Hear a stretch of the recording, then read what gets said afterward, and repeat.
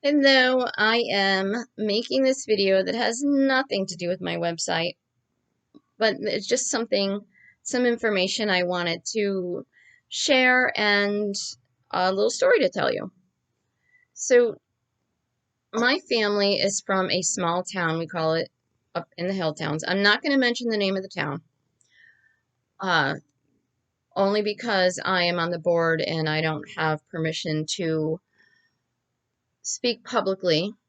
So, I am not going to name anything. So I have been volunteering at an agricultural fair since I was a child because my family is from this town and I love it. To me, it's like a family reunion.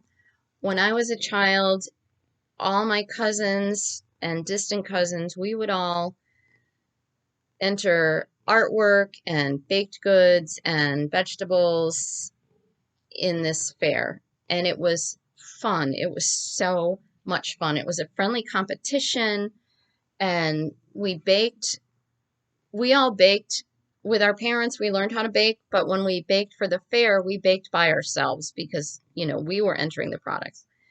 And it was such a big deal to me. And what I loved about working there is I worked with the kids and I would see them bring their entries in and they were all so excited and they would run into friends. And at this time, our school system started the Tuesday after Labor Day. That changed a couple decades ago, but the kids used to come in and they get so excited. And then I enjoy the judging. Of course, I can't say anything because I know who entered what. And then and seeing the kids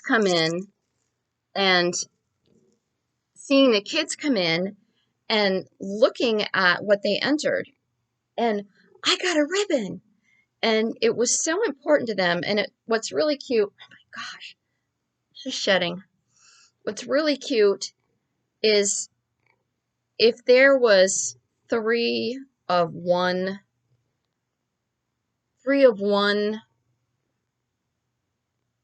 let's say chocolate chip cookies in the class for the younger kids, and the kids would come in, Mommy, I got third place. They don't know that there were only three entries in that class. And it doesn't matter to them. They got a ribbon. They they made this by themselves, whether it was cookies or art or a hobby, growing vegetables or flowers, whatever. They made something. They achieved something. They were proud of it. They entered it in this agricultural fair and they won a ribbon. That's a big deal. And now,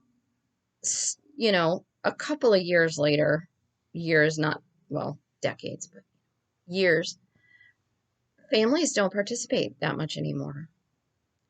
But, and that's kind of sad. But anyway,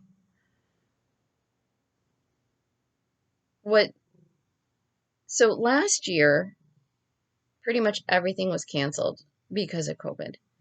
And we made the decision this year, a very difficult decision, to postpone the fair again for a second year. And it's very disappointing. We don't want to, we just want people to be safe, is what it comes down to. So I've been vaccinated and I hate needles. I have this fear I can't explain. When I'm going to get a shot, I get jumpy, I start to cry. It's kind of an irrational fear, but you know that pain is coming, right? So I went and I got my shot, and there was a girl waiting in line behind me, and I was telling this person who's going to give me the shot that I'm scared, I might jump, I have this fear, I hate needles. And I said, but I'm going to put on my big girl panties And then she told me the needle was really small. And you know what? It really was. I barely felt that shot. And the girl standing behind me, she was so cute. She clapped, said, "Yay, you did it," you know. And I thought that was really sweet of her. And then I didn't have any side effects. And then I went back and I got my second shot. And I did have side effects from that. Um, I did have pain where I got the shot. It was red and it was hot, but it was not infected. And then on day 3, I had pain down my arm, so much so that I took ibuprofen, and it relieved that a little bit, but not a lot.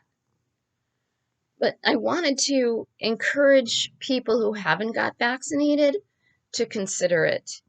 And I know some people say that it's a violation of your rights. So whatever your reason is for not being vaccinated, I wanted to ask you to consider the lives of other people. You know, because this is something that if you choose not to do, it can affect other people. If you're old enough, like I am, there used to be smoking sections in restaurants, and sometimes it was all in the same room. Tables 1 through 10 could smoke, tables 11 through whatever could not. And I remember sitting in restaurants at a table in the non-smoking section right next to a table where people were allowed to smoke. And I could smell that smoke. And it was awful. And because I'm not a smoker. So now there's laws where you can't smoke inside public buildings because even though I choose and many people choose not to smoke, inhaling secondhand smoke does affect you. So this is kind of the same thing. Now, I'm very fortunate in that I don't really get sick. I've had the flu, I think, one time. I get sinus infections sometimes, and I used to get colds, and I don't anymore. I started taking apple cider vinegar, but that's another story. But I'm asking you, even though you don't want to get this vaccine, you can be a carrier and not know it. Remember Typhoid Mary? Did you learn about Typhoid Mary in school? It's the same thing.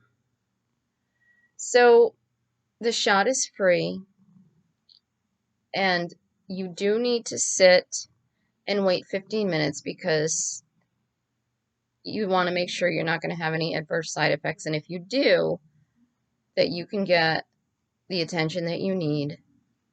And you have to do that again a month later.